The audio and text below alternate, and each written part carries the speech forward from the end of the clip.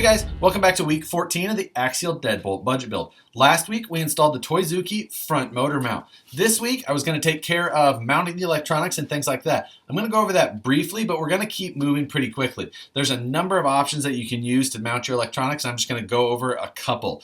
Some of it we're not going to completely nail down yet because there is some things that I'd like to do. And being that it is pretty cold outside right now and I'm not going to get a ton of running down, I'm going to prolong that and let's get some of these other upgrades done so that these things can be done right the very first time. Now, getting into what we're going to do this week. What we're going to do this week is install a set of these aftermarket MS Tech SCX10 style frame rails. Now, these frame rails are milled out of aluminum, so they're a little bit lighter than the heavier SCX10 chassis, which is steel. Now, this also has adjustable upper link locations to improve adjustability of your suspension. That's what we're going to tackle this week. We're going to take the body off this thing, start getting into the disassembly and then the reassembly of this truck. I'm going to try to do as much of it as I can by doing one side at a time. That way I don't have to completely disassemble the truck and then put it all the way together. First, to touch base on the mounting of the electronics. Here you can see that I had reinstalled the Howler Customs battery tray. Now, to do this, I did have to take out a significant portion of that center section where the battery used to go. This was to clear that new top drive shaft as well as the motor. I did also have to take off that top lip across there where it used to tie into that stock chassis brace. But just to show you that this would still work to mount the electronics on, as I do still have the electronics mounted to the far side in this view. But of course the biggest question was batteries. Now people were asking me, well, now with the motor up front you can't put the battery there, so the battery's going to have to go higher. But people were not taking into account that with the void of where the motor used to be, you now have a huge area there where that battery can now go. With the drive shafts moved over to the side still like they were, that area is perfectly fine for locating your battery there. I use Turnigy 2200 3S packs, and these packs will give me a solid 45 minutes of runtime. When I go on something like a G6, I usually take 3 with me, and that gets me through one without any issue. So that is definitely an option still. Now, the other thing, when I'm competing with a truck like this, I by no means need to run a 2200 pack. I've actually got some of my old larger 3-cell comp packs that I might use.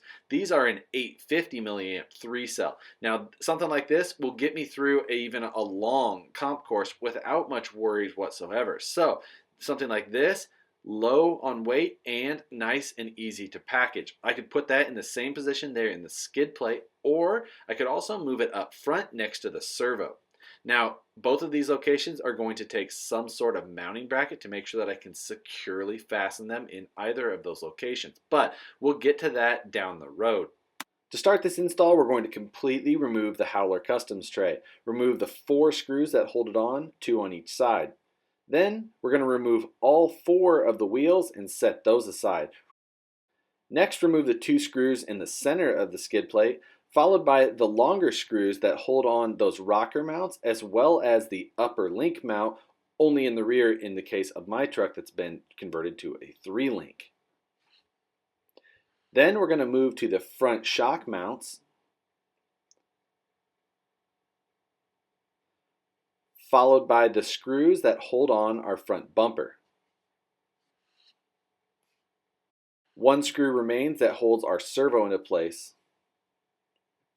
Moving to the rear, we remove the 2 screws that hold that shock tower on, followed by the 2 screws that hold the one side of our bumper in place.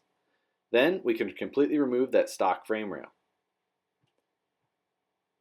Bringing in that MS Tech frame rail, we're just going to reverse this process.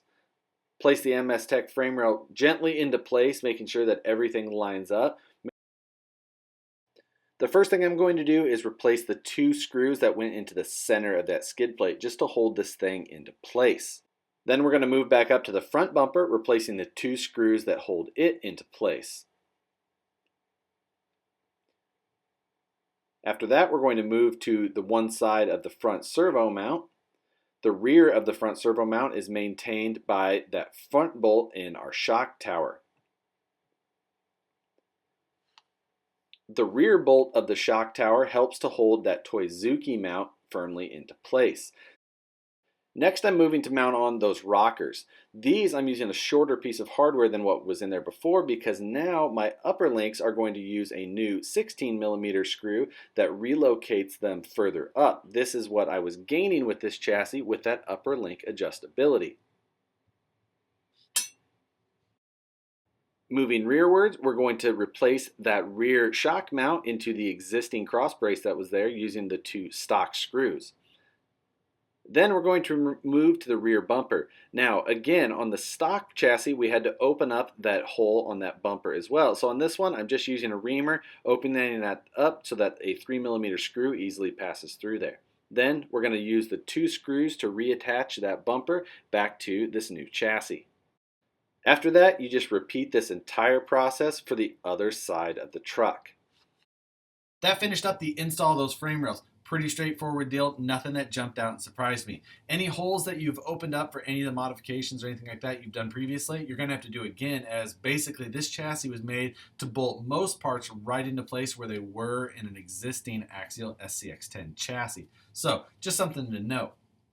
But this chassis is pretty much like we had before, except it is lighter and it gives us that upper link adjustability to help us tune our suspension a little bit better when we're getting really picky about how well this thing is performing. Now, we still do have to hammer out exactly what we're going to do for battery mounting and tweaking the electronics mounting, but I'm probably going to work on that over the next couple of days while I'm down here in the shop watching the King of the Hammers. So, for now and for this week, that's all we're going to do. Thanks for watching, guys, and we'll see you on the next one.